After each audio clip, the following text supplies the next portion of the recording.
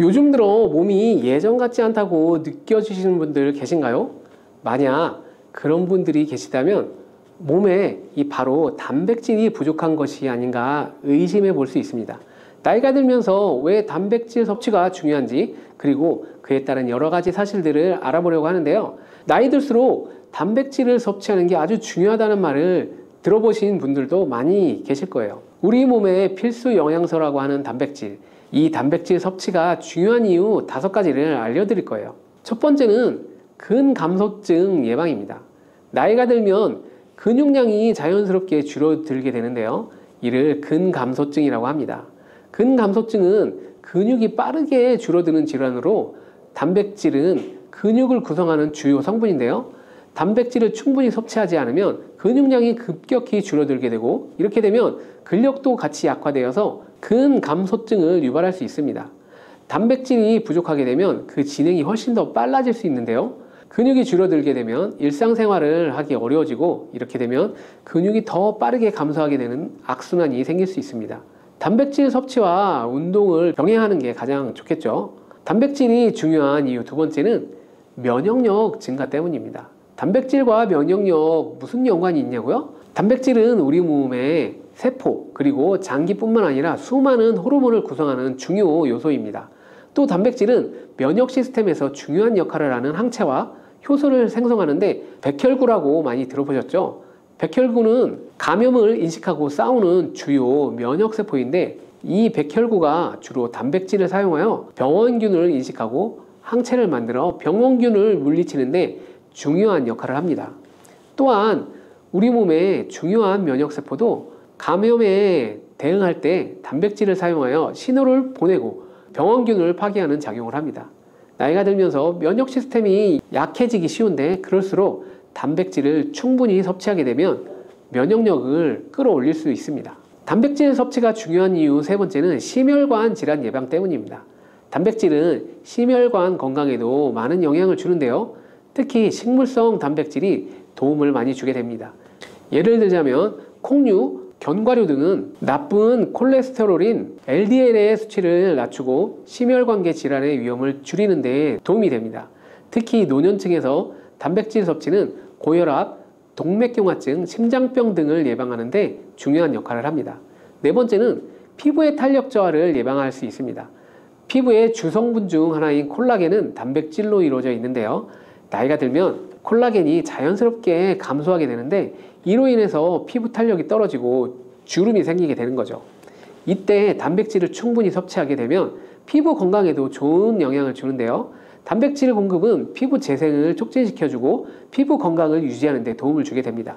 5번째는 골다공증을 예방하는 데 도움을 줍니다. 나이가 드신 여성분들은 특히 더 주목해 주시기 바랍니다. 질병관리청의 보도자료에 따르면 대한민국 50세 이상의 골다공증 유병률은 22.5%로 약 5명 중 1명은 골다공증이 있다는 거예요. 골다공증은 조용한 뼈도둑이라고 하는데요. 초기 증상이 뚜렷하게 보이지 않지만 골다공증이 한번 생기면 이로 인해 고관절, 척추, 목, 손목 등의 골절이 생기기 쉽고, 이로 인해서 합병증 또한 증가하게 되는데요. 이 골다공증을 예방하는 데 중요한 요소가 바로 단백질입니다. 단백질은 이 뼈를 구성하는 중요한 요소 중 하나인데요. 뼈의 건강을 유지하는 데 필요한 칼슘과 함께 단백질은 뼈의 구조를 안정화시키고 골밀도를 높여주고 골다공증을 예방하는 데 중요한 역할을 하게 됩니다. 한마디로 노년층에서 우리가 알고 있는 칼슘과 비타민 D와 함께 단백질 섭취를 증가시키면 뼈가 약해지는 것을 방지할 수 있습니다. 이렇게 중요한 우리 몸속의 단백질이 혹시 부족하게 되면 도대체 무슨 일이 일어나게 될까요? 단백질이 부족하면 여러 가지 신체 기능에 문제가 생기는데요. 첫 번째가 인지 기능 저하 치매입니다. 단백질 부족이 치매를 유발한다니 놀라셨나요? 연구에 따르면 단백질이 뇌 건강을 유지하는 데 아주 중요한 역할을 합니다. 특히 기억력에 많은 영향을 주는데요. 단백질은 뇌에서 신경 전달 물질을 만들고 뇌세포의 구조를 유지하는 데 도움을 줍니다. 특히 학습과 기억력에 영향을 주는 시냅스에서 발생하는 신경 전달 물질의 방출과 수용체 활성화는 대부분 단백질에 의해서 조절되는데, 예를 들어 NMDA 수용체와 AMPA 수용체는 기억 형성에 중요한 역할을 하며 이것들은 모두 단백질로 구성되어 있습니다. 그래서 충분한 단백질을 공급받지 못하면 뇌 기능이 떨어지고 치매와 인지 기능 저하 위험이 점점 커질 수 있는 가능성이 높아진다는 거예요. 이러한 단백질 섭취가 우리 몸에 얼마나 중요한 영향을 끼치는지 다시 한번 아셨나요? 또 단백질이 부족하면 탈모도 일어날 수 있습니다. 혹시 머리카락이 점점 얇아지고 빠지고 있는 것 같다고 느껴지시는 분들 계신가요? 탈모도 이 단백질 부족과 관련이 있는데요. 우리 머리카락도 단백질인 케라틴으로 이루어져 있기 때문에 단백질이 부족하면 머리카락이 자연스럽게 약해지고 그 증상이 점점 심해지면 탈모가 올 수 있다는 거죠. 우리가 광고로 많이 접하는 탈모 영양제 같은 경우도 맥주 효모 성분과 머리카락을 이루고 있는 아미노산 단백질로 구성되어 있다는 것을 보면 쉽게 이해가 가실 거예요. 그러니 건강한 모발을 생각하신다면 단백질을 잊지 말고 섭취해야 되겠죠. 그런데 왜 노년층이 단백질을 더 많이 섭취해야 하는 걸까요? 젊은 사람들보다 더 중요한 이유가 있을까요? 그 이유는 노년층은 근육이 자연스럽게 감소하면서 신진대사도 느려지고 기초대사량이 점점 감소하기 때문에 체지방률이 점점 증가할 수 있고 단백질의 체내 합성 능력 또한 떨어지게 되는데, 그러면 근육량이 줄어들게 되고 그만큼 신체 활동도 어려워지면서 일상생활에 어려움을 겪을 수 있습니다. 그래서 노년층일수록 단백질을 충분히 섭취해서 근육을 유지하는 게 아주 중요합니다. 그런데 노년층은 소화 기능이 떨어지기 때문에 사실 고기나 생선 같은 동물성 단백질을 섭취하는 게 불편할 수도 있고, 나이가 드시면서 식사량이 감소하거나 식사 준비에 번거로움도 있기 때문에 매끼 단백질을 챙겨 먹는데 어려움이 있는 것이 사실입니다. 그래서 혼자 계시는 분들은 더욱더 단백질 섭취가 어렵게 되는데요. 어떤 분들은 체중 증가를 걱정하시면서 단백질 섭취를 꺼려 하시는 분들도 있습니다. 그러면 안 됩니다. 단백질 섭취가 어렵다고 해서 단백질의 섭취를 멀리하면 절대로 안 되는데요. 우리 몸에 이렇게 필수적인 단백질을 충분히 섭취하기에 좋은 음식은 무엇이 있을까요? 단백질을 섭취하는데 좋은 추천 음식 4가지 바로 소개해 드릴게요. 첫 번째는 바로 계란입니다. 사실 단백질 하면 가장 먼저 떠오르는 식품이 바로 계란인데요. 계란 2알만 드셔도 하루에 필요한 단백질의 20%를 섭취할 수 있습니다. 특히 계란의 단백질은 완전 단백질로 분류되는데요. 이는 우리 몸이 제대로 기능하는데 필요한 필수 아미노산을 포함한다는 것을 뜻합니다. 계란은 단백질뿐만 아니라 비타민 A, D, E도 함유하고 있어서 건강에 매우 좋은데요. 계란은 자연적으로 비타민 D를 함유하고 있는 드문 식품 중 하나입니다. 또한 계란 노른자에는 칼슘, 구리, 요오드, 철분, 망간, 인, 셀레늄, 아연도 풍부하게 함유하고 있어서 계란을 먹으면 많은 영양소를 쉽게 섭취할 수 있다는 거죠. 두 번째는 생선입니다. 등푸른 생선이 건강에 좋다는 이야기는 많이 들어보셨을 텐데요. 사실 등푸른 생선뿐만 아니라 다른 생선도 저지방, 고단백 식품으로 다른 고단백 식품인 육류에 비해서 지방 함량이 낮고 필요한 영양소는 그대로 제공해 줄 수 있습니다. 생선에는 단백질과 함께 오메가3 지방산도 풍부하게 함유되어 있어서 심혈관 건강에 많은 도움을 줍니다. 특히 연어, 고등어, 참치 같은 생선은 단백질뿐만 아니라 항염증 효과도 있습니다. 그리고 대구 같은 백색 생선은 지방 함량이 매우 적고 단백질은 상대적으로 많아서 체중 걱정하시는 분들이나 다이어트를 하시는 사람에게도 더욱 좋은 생선입니다.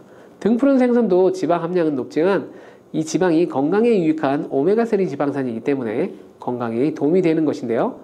생선의 단백질은 다른 육류나 콩류보다 소화가 편하고 생선의 살은 비교적 부드러워서 섬유질을 가지고 있어 소화가 빠르고 몸에서 쉽게 분해가 됩니다. 쉽게 흡수가 됩니다. 세 번째는 유단백 식품인 우유나 요거트 같은 유제품입니다. 특히 노년층에서는 유제품을 섭취하면 칼슘도 함께 챙길 수 있어서 골다공증 예방에 많은 도움을 받을 수 있는데요. 유제품에 포함된 단백질은 고품질 단백질입니다. 고품질 단백질은 신체가 효율적으로 사용하고 필요한 아미노산을 모두 공급하는 단백질을 말하는데요. 유제품에 포함된 주요 단백질은 카제인과 웨이로 2가지 모두 필수 아미노산을 풍부하게 포함하고 있습니다. 웨이 단백질은 소화가 쉽기 때문에 운동 직후에 우유를 섭취하면 근육에 아미노산을 빠르게 공급할 수 있고, 카제인은 천천히 흡수되어서 장시간 동안 일정한 수준의 아미노산을 제공해 주어 근육 손실을 예방하는 데 도움을 줍니다. 하지만 우유를 먹으면 속이 불편하신 분들도 계시죠? 많은 사람들이 유제품을 섭취할 때 소화 불편을 겪을 수 있는데 특히 락토스 불내증, 즉 유당 불내증이 있는 경우입니다. 그러나 요즘에는 이런 분들을 위한 락토스를 제거한 락토프리 우유나 치즈, 요구르트 등은 락토스가 거의 없거나 적은 제품들이 많이 나와 있는데요. 락토스 불내증이 있는 사람들도 이런 유제품은 문제없이 섭취할 수 있습니다. 소화가 어려우신 분들은 참고하시면 도움이 되겠죠. 네 번째는 바로 콩류입니다. 콩류 또한 식물성 단백질로 유명하죠. 콩은 식물성 단백질을 제공하는 대표적인 식품인데요. 두부나 두유 같은 식품으로도 쉽게 섭취할 수 있고요. 콩류와 같은 식물성 단백질은 고기나 유제품과 같은 동물성 단백질에 비해서 지방 함량이 낮고 콜레스테롤이 없는 특징을 가지고 있습니다. 특히 콩, 렌틸콩, 병아리콩, 검정콩 등 다양한 종류의 콩류는 필수 아미노산을 풍부하게 함유하고 있어서 신체가 필요로 하는 단백질을 골고루 제공하게 되는데요. 특히 고기나 생선 같은 동물성 단백질이 소화가 어려우신 분들에게는 두부나 비지찌개 같은 소화가 잘 되면서 단백질도 충분히 섭취할 수 있는 콩류가 좋은 단백질 식품이 됩니다. 이렇게 몸에 필수적인 단백질, 음식만으로 충분히 섭취하게 되면 좋겠지만 그게 어려운 경우도 있을 텐데요. 이때 단백질 보충제도 좋은 선택이 될 수 있습니다. 운동 후에 빠르게 단백질을 보충하고 싶을 때나 식사를 통해 충분한 단백질을 섭취하기 어려운 경우에는 보충제가 유용한데요. 마트에서 쉽게 찾을 수 있는 단백질 파우더나 고단백 프로틴바를 이용하면 간편하게 단백질을 보충할 수 있습니다. 하지만 이렇게 간편하게 섭취할 수 있는 제품들을 몸에 좋다고 많이 섭취하면 좋을까요? 과량 섭취할 때도 큰 문제가 될 수 있습니다. 한 번에 과도한 단백질을 섭취하게 되면 신장에 부담을 줄 수 있고 또 체내에서 불필요하게 지방으로 축적될 수 있습니다. 단백질의 하루 권장 섭취량은 성인 기준 몸무게 1kg당 약 1g인데요. 하루 권장 섭취량을 꼭 지키는 게 중요하죠. 한마디로 보충제는 식사로 부족한 부분을 보충하는 역할만 하도록 하고 식사로 골고루 단백질을 섭취하는 게 가장 이상적입니다. 다음으로 단백질 섭취할 때 간단한 팁을 하나 알려드릴게요. 매 끼니마다 조금씩 단백질을 나눠서 섭취하는 게 단백질 흡수에는 효과적인 거 아시나요? 단백질은 탄수화물과 지방과는 다르게 잉여 단백질이 몸에 저장이 되지 않는데요. 그 때문에 한 번에 과량으로 섭취하면 소화가 어려워지거나 신장에 부담을 줄 뿐만 아니라 필요 이상의 단백질이 또 배출되기 때문에 번거롭더라도 매일 조금씩 매 끼마다 꾸준히 섭취하시는 게 중요합니다. 고기를 좋아하시는 분, 또 채소를 더 선호하시는 분들, 이제는 다 같은 단백질이라고 생각하지 마시고 동물성 단백질과 식물성 단백질을 골고루 섭취해야 하는데, 동물성 단백질은 식물성 단백질에는 부족한 아미노산이 풍부하고 식물성 단백질은 동물성 단백질에 비해 지방이 적고 대신 섬유질이 많기 때문에 우리 몸에 많은 도움을 줄 수 있습니다. 우리가 평상시에 먹는 한식은 사실 단백질 섭취에 아주 좋은데요. 식탁에 단백질이 풍부한 계란, 생선, 콩, 두부 이런 것들을 반찬으로 두어 개만 먹어도 쉽게 매 끼마다 몸에 필요한 단백질을 섭취할 수 있습니다. 들기름, 들깨 하면 무엇이 생각나나요? 들기름에 미역하고 같이 달달달 볶아서 미역국을 끓여 드시면 정말 맛있죠. 건강에 좋다고 알려진 이 들기름과 들깨를 잘못 먹게 되면 암에 걸릴 수도 있고 혈관 건강에 안 좋은 영향을 줘서 치매를 유발할 수도 있다는 사실 알고 계셨나요? 나이가 들면서 산책하기도 힘들고 관절이 쑤시고 무릎 통증 때문에 힘들지 않으신가요? 들깨의 첫 번째 효능이 바로 관절염에 좋다는 것입니다. 무릎이나 관절 통증 때문에 병원에서 진통제를 처방받으시잖아요. 이때 처방받는 진통 소염제의 역할은 몸속에 프로스타글란딘이라는 물질의 생성을 억제하여서 이 통증을 막아주는 것인데요. 들깨 속에 함유되어 있는 식물성 오메가3 지방산인 알파리놀렌산이 함유되어 있는데, 이는 체내에서 염증을 일으키는 프로스타글란딘의 생성을 억제하는 데 아주 좋은 효능을 발휘합니다. 우리가 이 오메가3를 먹는 이유 중에 하나가 혈관 건강이죠.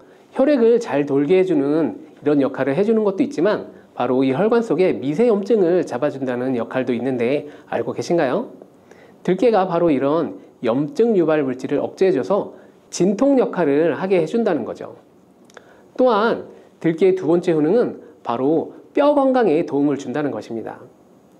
들깨에는 관절염, 무릎 통증을 완화시켜주는 성분이 들어있을 뿐만 아니라 바로 뼈 건강에 도움을 주는 식품인데요. 바로 칼슘 함량이 높기 때문입니다. 들깨 100g에는 390mg 정도 되는 칼슘이 함유되어 있어서 뼈 건강에 아주 많은 도움을 주는 좋은 식품이기도 합니다. 이런 들깨를 꾸준히 섭취하게 되면 골다공증 예방에도 참 좋은데요. 골다공증은 중년 이후 노화가 진행될 때 영양 불균형이 생기면서 많이 발생하게 되는데요.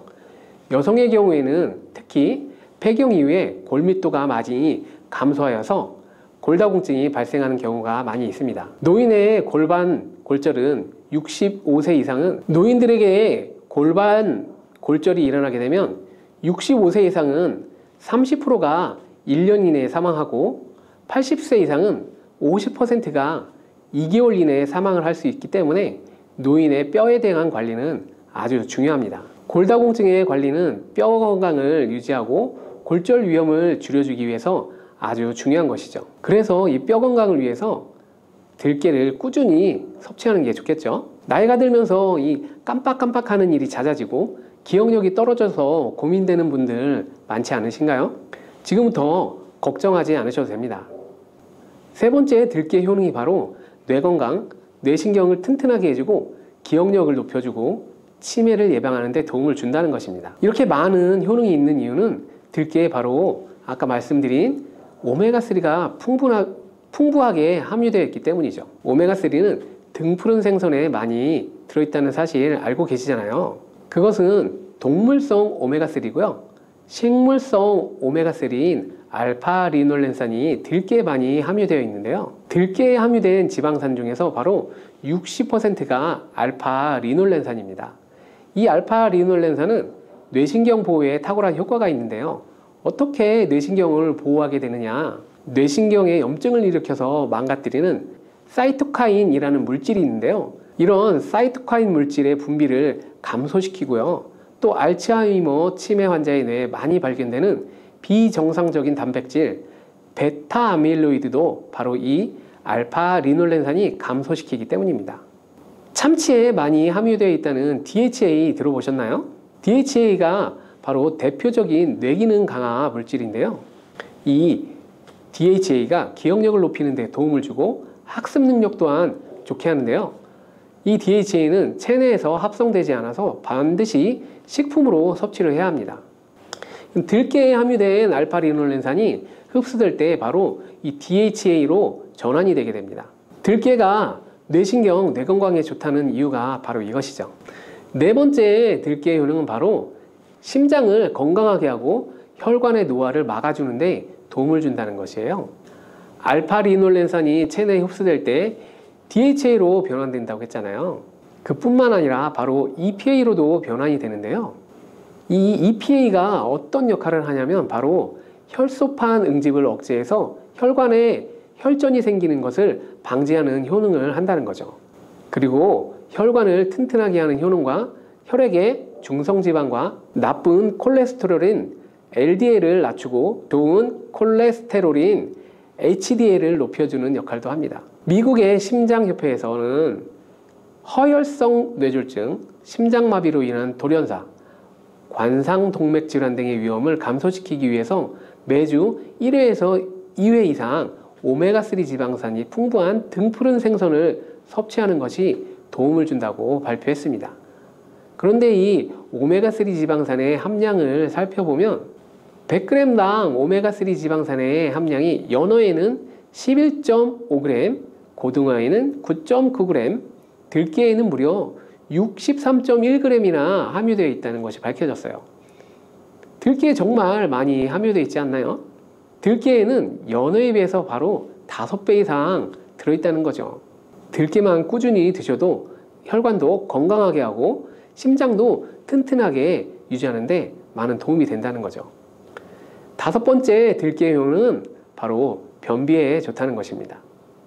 들깨의 껍질에는 식이섬유가 풍부한데요. 들깨 100g에는 18g 정도로 풍부한 식이섬유가 함유되어 있습니다. 수분을 많이 흡수하게 되면 변을 무르게 하고 장 운동도 촉진하여서 변비를 예방하는 데 도움을 줄 수 있는 거죠. 또한 불포화 지방산이 풍부한데요. 들깨에 함유된 리놀렌산이 대장의 염증을 억제해주고 변비로 인해 발생할 수 있는 대장질환 또한 예방하는 데 도움을 줄 수 있습니다. 다음으로 들깨의 효능은 바로 췌장을 건강하게 하는데 도움을 준다는 거예요. 들깨에는 루테올린이라는 성분이 또한 많이 함유되어 있는데요. 이 성분은 몸 안에서 인슐린에 대한 반응도를 높이는 기능을 합니다.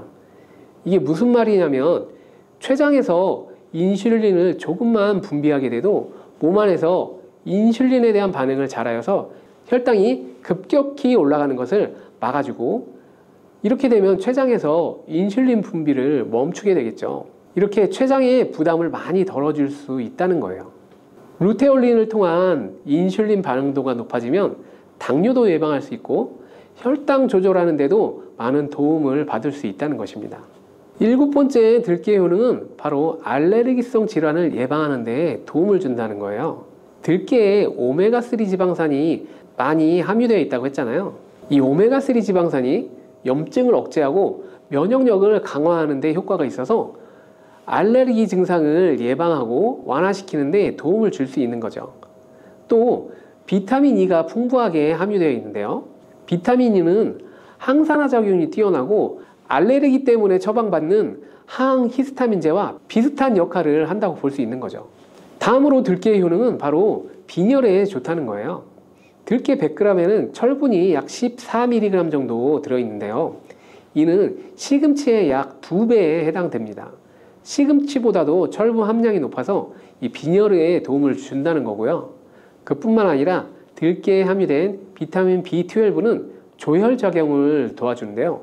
조혈작용이란 혈액 속에 혈구를 만들어내는 역할을 합니다.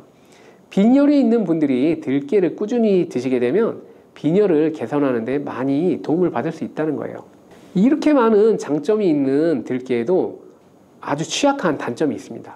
그것은 바로 열에 약하고 산패가 쉽게 된다는 거예요.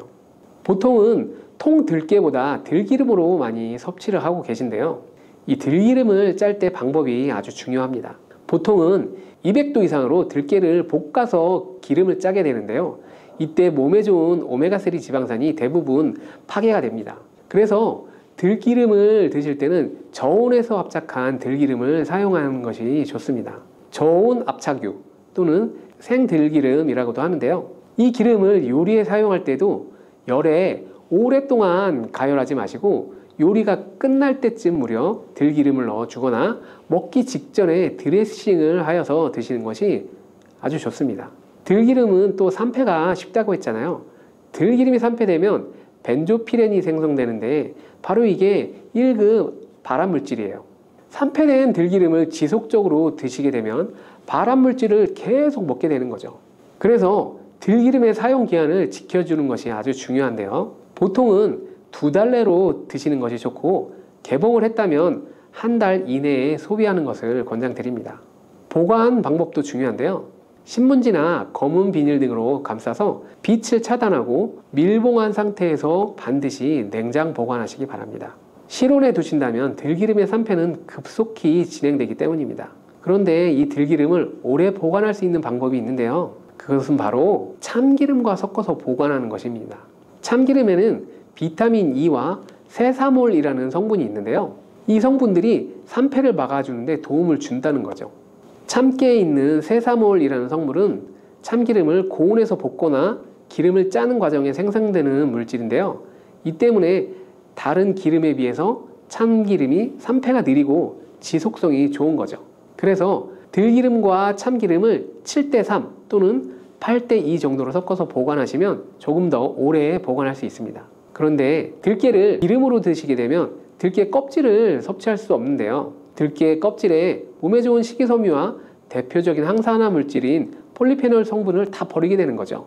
그래서 들깨를 제대로 드시려면 들기름보다도 통들깨 자체로 드시는 것이 좋습니다. 마트에 가면 통들깨보다도 들깨 가루를 많이 판매하고 있는데요. 들깨 가루는 산패가 빨리 진행되기 때문에 통들깨를 찾아서 구매하시기 바랍니다. 통들깨를 구매하시면 그 안에 작은 돌이라든지 이물질들이 들어있는데요. 세척을 잘 해주셔야 합니다. 세척하는 방법도 바로 알려드릴게요. 먼저 들깨를 물에 담가서 씻어줍니다. 그리고 물 위에 뜨는 것만 채로 이렇게 걷어서 옮겨주시기 바랍니다. 이렇게 몇 번을 하게 되면 바닥에 이물질만 남게 되는데요. 그것은 버리고 또 물에 담가서 씻어주고 물 위에 뜨는 것만 채로 걷어서 옮겨주고 이 작업을 3번, 4번 반복해주면 깨끗한 통들깨를 세척할 수 있습니다. 깨끗하게 세척한 통들깨는 자연 건조를 시켜주셔도 되지만 시간이 오래 걸리기 때문에 팬에 담아서 약한 불로 건조시켜 주거나 쉬운 방법은 전자레인지를 이용하시면 됩니다. 전자레인지를 이용해서 건조하는 방법도 알려드릴게요. 세척한 통들깨를 접시에 담아 주시고요. 이렇게 해서 5분 정도 전자레인지에 돌려주세요. 그리고 꺼내서 상태를 한번 확인해 줍니다. 아직 건조가 덜 되었을 거예요. 한 번에 오랜 시간 전자레인지를 돌리게 되면 들깨가 탈 수 있기 때문에 이렇게 5분 정도씩 돌려가면서 상태를 확인해 주면서 완전히 건조될 때까지 반복해 주시면 됩니다. 완전히 건조된 통들깨는 그냥 스푼으로 떠서 한 스푼씩 이렇게 드셔도 됩니다. 먹을 만큼 믹서기에 갈아서 음식에 넣어 드셔도 좋고 통들깨 자체로 음식에 넣어 드셔도 됩니다. 밥할 때 한 스푼 넣어서 같이 밥을 해도 아주 좋은 방법입니다. 이렇게 하면 들깨를 산패되지 않은 상태로 신선하고 건강하게 드실 수 있습니다. 믹스커피 지금부터 꼭 이렇게 드셔야 합니다. 의사들이 적극 추천하는 방법인데요. 믹스커피는 당뇨에 안 좋다는데 먹어도 되는 거야? 요즘 이렇게 질문하고 있지 않으세요? 결론부터 말씀드리면 어떻게 먹는지에 따라서 믹스커피는 건강에 도움을 줄 수도 있고 안 될 수도 있습니다. 그래서 잘 알고 먹어야 된다는 거죠. 지금부터 믹스커피에 대한 모든 것 알아볼 텐데요. 영상 끝까지 보시면 믹스커피의 성분, 효능, 그리고 부작용, 건강에 어떤 영향을 주는지와 사람에 따른 하루 권장량, 믹스커피와 같이 먹으면 정말 좋은 식품까지 그동안 몰랐던 믹스커피에 대한 모든 것 알아가실 수 있습니다. 제일 먼저 기억하실 게 믹스커피의 성분인데요. 믹스커피는 과연 어떤 성분으로 만들어져 있을까요? 물론 믹스커피 제조사마다 성분이 조금씩은 다르지만 가장 많이 드시는 믹스커피를 기준으로 말씀을 드릴게요. 믹스커피 성분 중에 첫 번째는 바로 프림입니다. 프림의 원료는 코코넛의 석살인데요. 코코넛 과육에서 채취한 식물성 지방을 분말로 만들어 믹스커피의 프림으로 사용하게 됩니다. 그런데 이 프림이 지방이니까 몸에 안 좋고 콜레스테롤 수치를 높인다고 하시는 분들이 계시고 식물성 지방이라서 오히려 몸에 괜찮다고 하시는 분들도 있는데요. 도대체 어떤 게 맞는 말일까요? 정확히 말씀드리면 프림에 들어있는 지방은 코코넛에서 추출한 식물성 지방이 맞긴 하지만 콜레스테롤을 대놓고 올리는 나쁜 포화지방이 맞습니다. 그런데 여기서 기억하셔야 할 것이 있는데요. 프림에 사용되는 주요 성분인 야자유는 중세지방산으로 일반적인 포화지방산과는 조금 다릅니다. 이 중세지방산은 일반적으로 체내에서 빠르게 흡수돼서 에너지온으로 전환이 되게 되는데요. 또한 일반적인 포화지방산과는 다르게 심혈관 건강에 나쁜 영향을 미치지 않고 소화에 도움을 줄 수 있는 지방산이에요. 또한 믹스커피 프림에 들어있는 포화지방은 그 양이 완전 적다는 거죠. 요플레 하나 정도에 들어가 있는 양이라고 할 수 있습니다. 요플레는 건강을 위해 많이 드시고 계시잖아요. 결국 믹스커피에는 몸에 안 좋은 포화지방이 들어있긴 하지만 소량이기 때문에 하루 한 잔 정도 드신다면 콜레스테롤 수치에 크게 영향을 줄 수 없다는 겁니다. 그리고 콜레스테롤에 대한 것도 잘 아셔야 되는데요. 우리가 식사하면서 섭취하는 콜레스테롤은 약 20%를 차지하고 나머지 80%는 필요한 만큼 신체에서 자연적으로 합성하게 됩니다. 그렇기 때문에 단순히 커피 한 잔 정도를 마신다고 해서 콜레스테롤 수치가 급격히 올라가거나 건강에 이상을 끼칠 정도의 영향을 주지는 않는다는 거죠. 믹스커피 성분 중 두 번째는 설탕이 있습니다. 설탕은 당 성분이기 때문에 칼로리가 높아서 당연히 몸에 안 좋은 걸로 알고 계실 거예요. 믹스커피에 들어있는 설탕은 정제 과정을 거친 백설탕이라서 일반적인 설탕보다 흡수 속도가 어마어마하게 빠릅니다. 즉 믹스커피를 마신 후 만족감을 쉽게 느낄 수 있는 만큼 흡수율이 빠르기 때문인데요.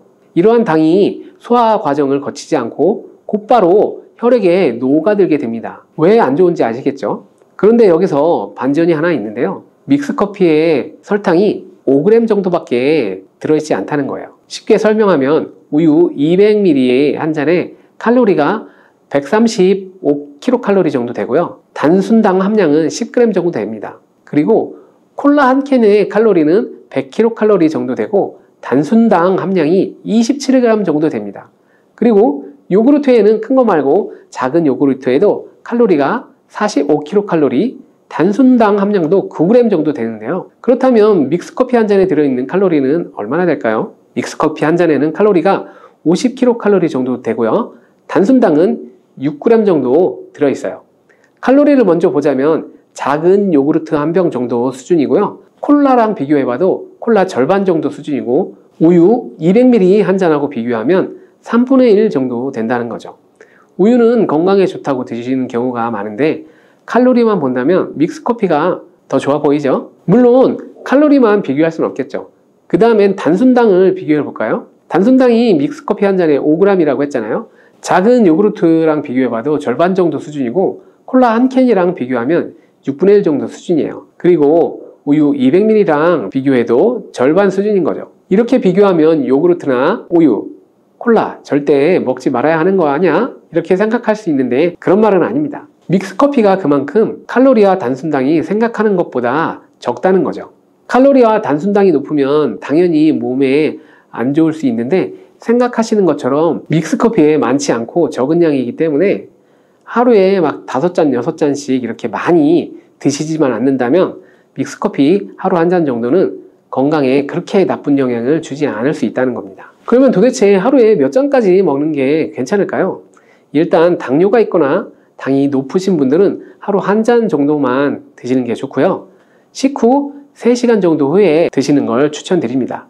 그리고 당 체크를 계속 하시니까 당 수치가 높지 않으신다면 2잔 정도까지는 드셔도 괜찮을 수 있어요. 당뇨가 없으신 일반인 분들 경우에는 하루에 2잔에서 3잔까지 드셔도 괜찮고요. 그렇다고 이를 매일매일 드시는 것은 아무리 적당량이라도 몸속에 쌓이기 때문에 그렇게 좋지는 않다는 것 알고 계시기 바랍니다.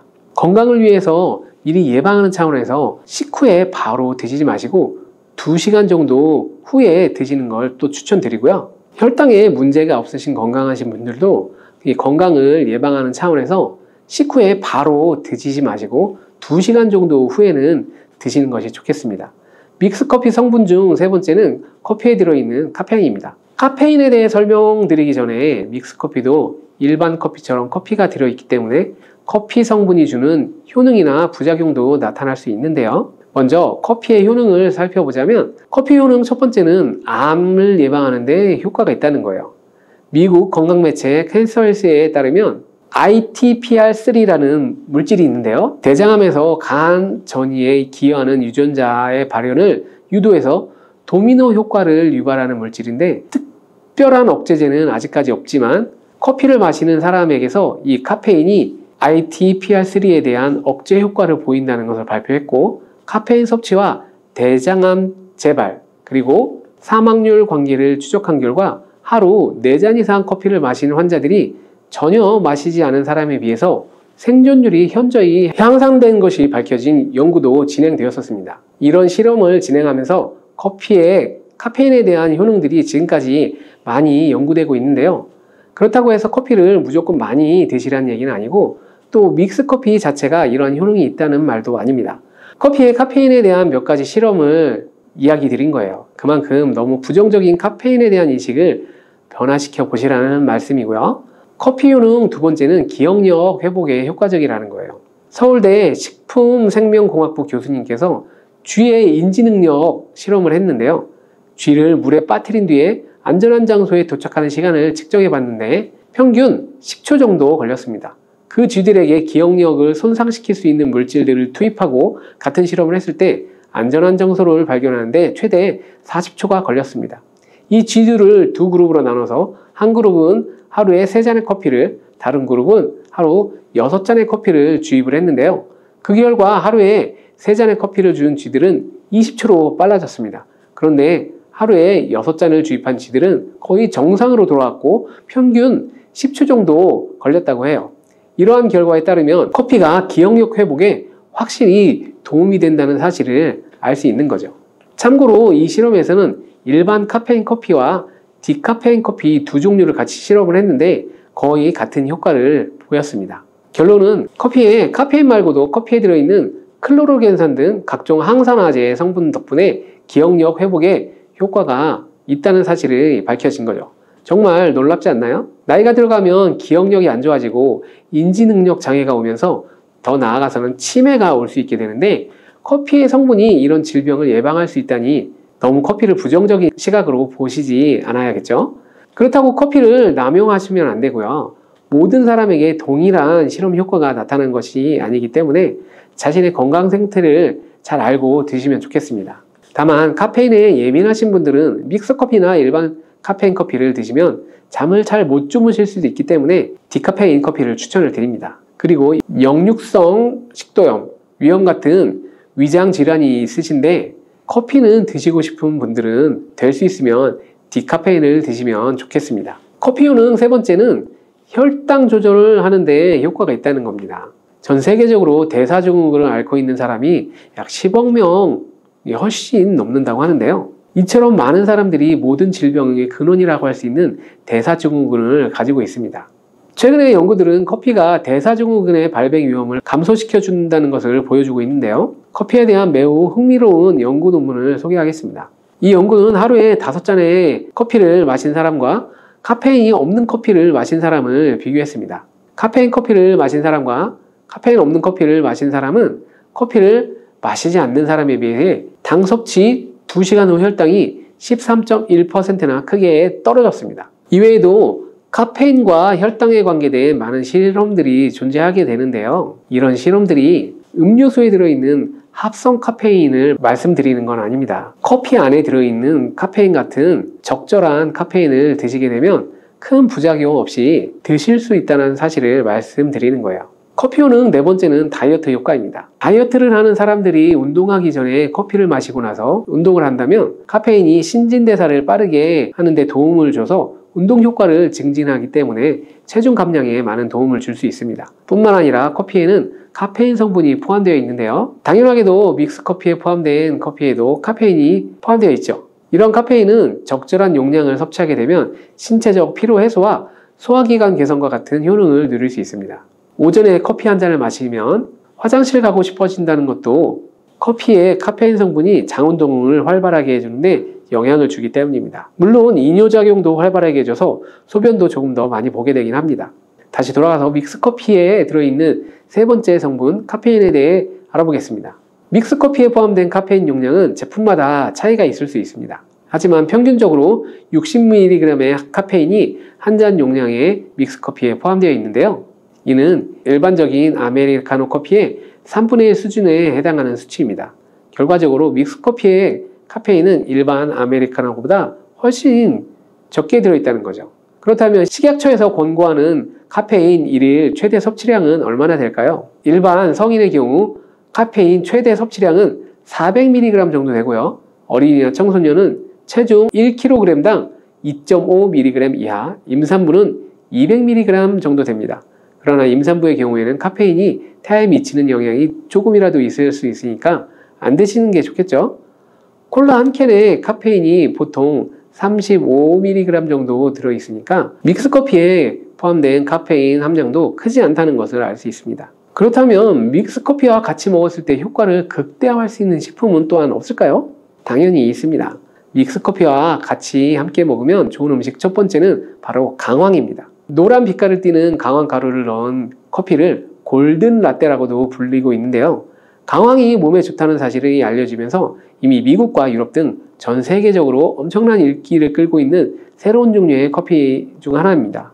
강황에 함유된 커큐민 성분에는 강력한 항염 작용을 가지고 있어서 체내의 염증 유발 물질을 억제하게 되고 암세포 발생하고 증식되는 것을 낮춰주게 됩니다. 또한 우울증을 완화하는 데도 도움이 되며 기억력을 개선하고 치매를 예방하는 등의 다양한 효능을 가지고 있습니다. 강황 커피는 커피 한 컵에 강황 1티스푼을 넣으면 좋은데요. 강황 속 커큐민은 우리 몸에 굉장히 흡수가 어려운 성질을 가지고 있습니다. 그래서 세계적으로 유명한 원료 기업들은 이 각 기업마다 커큐민 흡수율을 높이는 특허 원료를 만들어내고 하는데 간단하게 흡수율을 높일 수 있는 방법이 있습니다.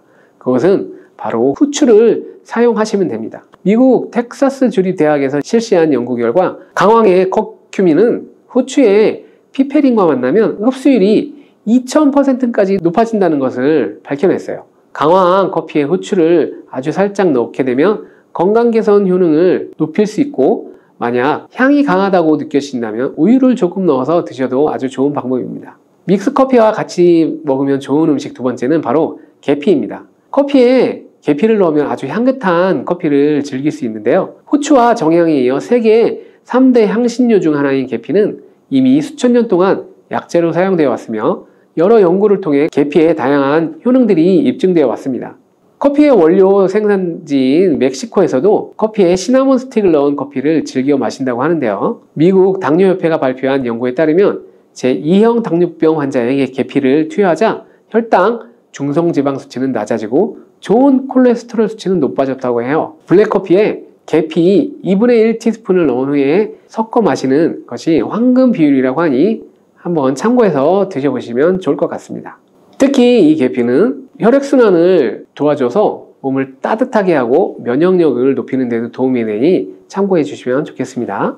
믹스커피와 같이 먹으면 좋은 음식 세 번째는 바로 생강입니다. 강력한 항산화 성분을 가진 생강은 커피에 넣어 함께 드시게 되면 생강의 알싸한 맛이 부드러워지면서 향긋한 생강커피를 드실 수 있는데요. 생강의 매운맛을 내는 쇼가올과 진저롤 성분이 혈중 콜레스테롤을 낮춰서 동맥경화나 뇌경색 등을 예방하고 항염, 항암 효과가 뛰어나서 암을 유발하는 종양세포와 성장을 억제하는 등의 다양한 효능을 지니고 있습니다. 특히 기관지를 확장시키는 효과가 있어서 기관지염이나 천식, 비염을 달고 사시는 분들은 자주 섭취하게 되면 아주 좋습니다. 그리고 생강에는 디아스타제라는 단백질 분해 효소가 있어서 식후 커피에 생강가루를 넣어 마시면 장운동을 촉진해서 더부룩한 속을 해소하는 데도 도움을 얻을 수 있습니다. 드시는 방법은 커피 한 컵에 생강가루 1티스푼을 넣어 드시면 되고 생강의 맛이 걱정되신다면 처음에는 조금씩 넣고 서서히 맛을 익혀가는 것도 좋은 방법이라고 할 수 있습니다.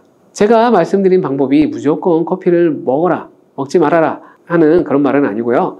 믹스커피에 대한 오해와 건강을 걱정하시는 분들께 좋은 방법이라고 할 수 있습니다. 고소한 호두 좋아하시는 분들 많으시죠? 호두는 그 자체로도 훌륭한 간식이지만 저는 달달하게 졸여진 호두 강정이나 제과점에서 파는 호두파이를 커피와 마시는 것을 좋아하는데요.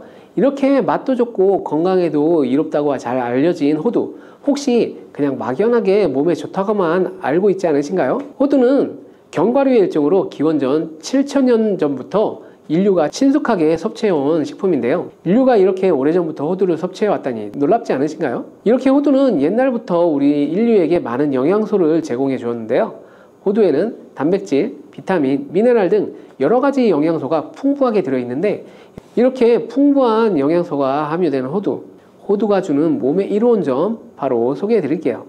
첫 번째, 호두의 놀라운 효능은 바로 노화 방지입니다.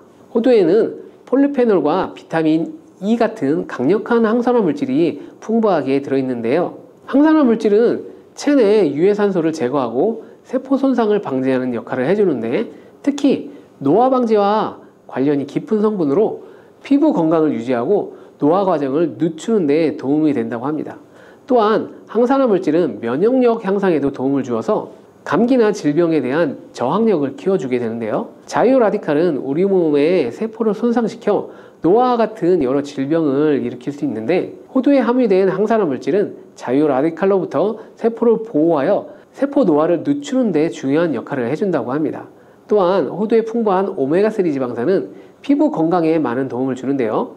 오메가3는 피부 탄력을 유지하고 피부에 수분을 보충해 주는데 꼭 필요한 성분입니다. 특히 피부가 노화되면서 생길 수 있는 주름과 피부 처짐을 예방하는 데 매우 많은 도움을 준답니다. 두 번째 호두의 놀라운 효능은 바로 뇌 건강 유지입니다. 호두의 모양이 뇌를 닮아서 옛날부터 뇌에 좋다고 알려져 있는데요. 외형만 닮았다고 뇌에 좋다는 것이 아닌 거 다들 알고 계시죠? 호두에는 오메가3 지방산이 풍부하게 들어있습니다. 바로 이 오메가3는 주로 생선에서 많이 발견되는 성분으로 알려져 있지만 호두에도 그만큼 많은 양이 들어 있습니다. 해외 알츠하이머 저널에서는 호두가 산화 스트레스와 염증을 줄여주므로 알츠하이머 발병과 진행을 늦추거나 위험을 줄여준다는 연구 결과를 발표했는데요. 호두에는 오메가3 지방산인 알파리놀렌산이 풍부하고 이 성분은 뇌세포를 보호하고 인지 기능을 향상시키는 데 중요한 역할을 해주며 뇌 기능을 활성화시켜서 치매와 같은 뇌질환을 예방하는 데 많은 도움을 줄 수 있다는 겁니다. 뇌 기능이 저하되지 않도록 돕는 호두는 노화로 인한 인지 저하를 늦추는 데 중요한 역할을 합니다. 또한 호두는 비타민 E가 풍부해서 뇌의 노화 방지에 도움을 주는데요. 비타민 E는 강력한 항산화 작용을 통해서 뇌세포를 보호하고 기억력과 인지 기능을 개선하는 데 도움을 주고 산화 스트레스로부터 뇌를 지켜주게 됩니다. 이는 알츠하이머와 같은 치매를 예방하는 데 중요한 역할을 하는데요. 뇌 건강을 위해서 이제부터 호두를 꼭 드셔야 되겠죠. 세 번째 호두의 효능은 바로 뼈 건강에 도움을 준다는 겁니다. 호두가 뼈에 좋다는 사실 알고 계셨나요? 좋은 영양소가 많이 들어있다는 것은 알아도 뼈에 좋다는 건 생소하실 건데요. 호두가 뼈 건강에 좋은 이유 바로 알려드릴게요. 호두는 뼈를 튼튼하게 만드는데 아주 효과적인 식품입니다. 호두는 칼슘과 마그네슘이 균형 있게 들어있는데요.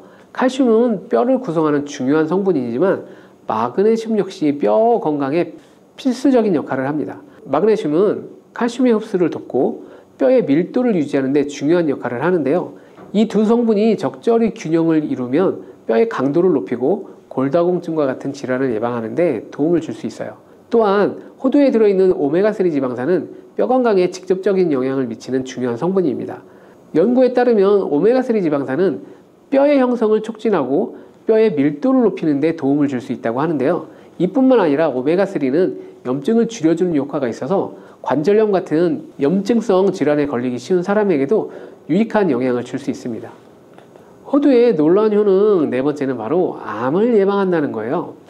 호두는 항산화 작용과 항염증 작용을 할 수 있기 때문에 암 예방에도 효과적이라고 알려져 있는데요. 2022년 국제학술지에 실린 연구 자료를 보면 호두나 아마씨에 함유되어 있는 알파리놀렌산을 꾸준히 섭취할 때 그렇지 않은 사람들과 비교해 심혈관 질환 위험률이 10% 감소되고 관상동맥 심장질환 위험률은 20%나 줄어든다고 합니다.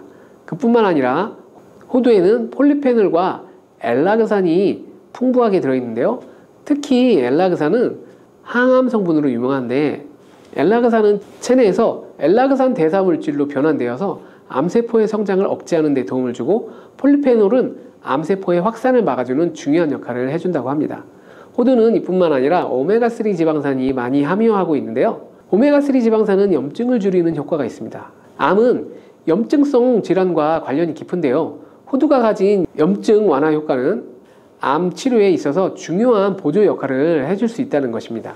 호두에 포함된 비타민 E와 셀레늄 등의 성분은 면역력을 증진시키는 데 도움을 주는데요. 암 환자에게는 면역력이 중요한데 호두는 면역 시스템을 강화시켜줘서 우리 몸의 방어막을 형성시켜주는 데 큰 역할을 할 수 있죠.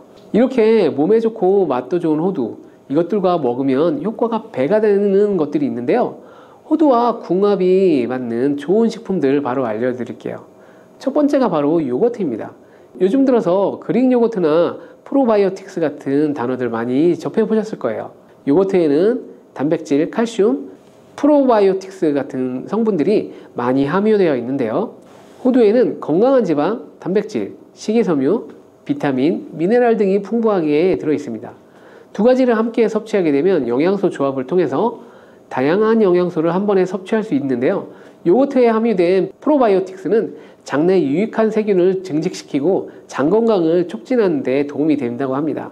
또한 호두의 지방은 프로바이오틱스의 효능을 더욱 향상시켜주고 장 건강에 도움을 주고 호두에 함유되어 있는 오메가3 지방산과 같은 건강한 지방산을 요거트와 함께 섭취하면 호두의 지방이 소화와 흡수를 도와서 영양소의 흡수를 향상시킬 수 있다는 사실 꼭 알고 계시기 바랍니다.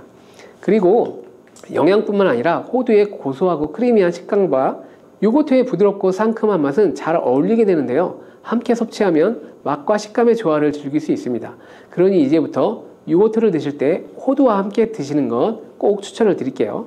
두 번째 호두와 환상의 궁합 음식은 바로 바나나입니다.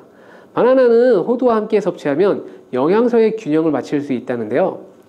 바나나는 탄수화물과 천연당 그리고 풍부한 식이섬유를 함유하고 있습니다. 이뿐만 아니라 바나나의 당은 호두 대비해 신체에 더 빠른 에너지를 공급하게 되는데요. 호두에는 건강한 지방과 단백질이 풍부하게 함유되어 있다는 것 이제 잘 아시겠죠? 이 성분들은 체내에서 에너지를 지속적으로 유지하는 데 도움을 주는데요. 그래서 바나나와 호두 이 두 가지를 함께 섭취하게 되면 서로 보완적인 영양소를 한 번에 섭취할 수 있고 영양소 흡수 또한 더 쉽고 오래 지속이 되도록 도와준다는 거예요. 영양뿐만 아니라 호두의 고소하고 크리미한 식감과 바나나의 부드럽고 달콤한 맛은 잘 어우러지게 되는데요. 함께 갈아서 스무디로 한번 섭취해 보세요. 간단하게 바나나의 달달한 맛과 호두의 고소한 향이 의외로 조화로워서 맛과 식감, 영양소까지 한 번에 즐길 수 있답니다. 이렇게 고소하고 맛도 좋고 몸에도 정말 좋은 호두, 그렇다고 해서 너무 과하게 섭취해도 안 좋다는 사실 알고 계신가요? 호두는 건강에 매우 좋은 식품이지만 모든 식품들이 그렇듯이 호두도 적당량을 섭취해야 되는데요. 과연 하루에 얼만큼 먹어야 할까요? 몸에 좋은 호두를 잘못된 방법으로 섭취하면 몸에 치명적인 독이 될 수 있는데요. 호두를 섭취할 때 주의할 점들도 바로 알려드릴게요. 호두를 섭취할 때 유의할 점 첫 번째는 바로 알레르기 반응입니다. 호두는 견과류 중 하나로 알레르기를 유발할 수 있는 식품인데요. 일부 사람들에게는 알레르기 반응을 일으킬 수 있습니다. 호두 알레르기가 있는 경우 호두를 섭취했을 때 입술이나 혀 그리고 얼굴이 부풀거나 호흡곤란을 겪을 수 있는데 이는 개개인의 신체 증상에 따라 매우 위험할 수 있습니다. 경우에 따라서 목숨이 위험할 수도 있는데요. 만약 이런 증상이 발생하면 즉시 호두 섭취를 중단하고 필요시 의사와 상담을 해야 합니다. 알레르기가 있는 사람은 호두를 피하시는 것이 아주 중요합니다. 호두를 섭취할 때 주의할 점 두 번째는 바로 과도한 섭취입니다. 호두는 100g당 650kcal로 매우 고칼로리 식품인데요. 하루 섭취량을 과도하게 초과하게 되면 체중 증가를 유발할 수 있고 호두에는 지방이 많이 함유되어 있지만 대부분 불포화 지방이라 건강에 유익하다고 알고 있을 거예요. 하지만 칼로리가 높기 때문에 적당량을 섭취하는 것이 중요한데요. 하루에 20에서 30g 정도, 이는 약 호두 5에서 7알 정도인데요. 쪽으로 봤을 때는 10개에서 15쪽이 적당하답니다. 호두를 섭취할 때 꼭 기억하시기 바랍니다. 호두 섭취 시 주의할 점 세 번째는 변질이 일어난 호두를 섭취한다는 거예요. 호두와 같은 견과류는 지방이 많아서 산패가 쉽게 일어날 수 있는데요. 특히 호두에 포함된 불포화 지방산은 산화되기 쉬운데 산화가 진행되면 지방의 구조가 변형됩니다. 산화된 지방은 체내에서 염증을 일으키고 혈관에 손상도 일으킬 수 있습니다. 이뿐만 아니라 산화된 지방은 심혈관 질환까지 유발하는 위험이 있는데요. 또한 호두가 산패되면 아크릴 아마이드라는 유해 물질이 생성될 수 있어요. 이 물질은 발암 물질로 알려져 있고 이렇게 산패된 호두를 장기적으로 섭취할 시 암의 위험을 증가시킬 수 있습니다. 그러면 산패되어 변질이 일어난 호두는 어떻게 알 수 있을까요? 산패된 호두를 구분하는 방법 쉽게 알려드릴게요. 먼저 색상을 보는 건데요. 신선한 호두는 갈색 또는 황금빛을 띠는데 산패된 호두의 색은 어둡게 변하고 부패한 느낌이 들 수 있습니다. 또한 산패된 호두는 비린내나 신냄새가 날 수 있고 신선한 호두는 자연스러운 고소한 향이 납니다. 또한 맛이 다른데요. 신선한 호두는 고소한 맛인 반면에 산패된 호두는 맛이 매우 씁쓸하거나 오래된 기름향이 나고 썩은 것 같은 매우 불쾌한 맛이 날 수 있습니다. 신선한 호두를 골랐다면 산패되지 않게 보관하는 방법도 중요한데요. 호두는 잘못 보관하면 쉽게 산패되기 때문에 주의가 필요합니다. 호두는 원래의 껍질을 유지하는 것이 좋은데요. 껍질을 벗기지 않고 보관하면 외부에서의 영향을 줄일 수 있어서 오래 신선하게 유지하게 됩니다. 하지만 호두를 먹을 때마다 까야 하는 번거로움이 있기 때문에 이미 까진 호두를 많이 구입하시잖아요. 이런 호두는 공기와 빛에 노출되면 산패가 촉진되기 때문에 공기와의 접촉을 최소한으로 하는 것이 중요합니다. 그래서 밀봉할 수 있는 용기에 담아서 보관하거나 진공 밀봉팩을 사용하는 것이 좋습니다. 호두는 온도와 습도에 민감해서 서늘한 냉장고에 보관하는 것이 아주 중요한데요.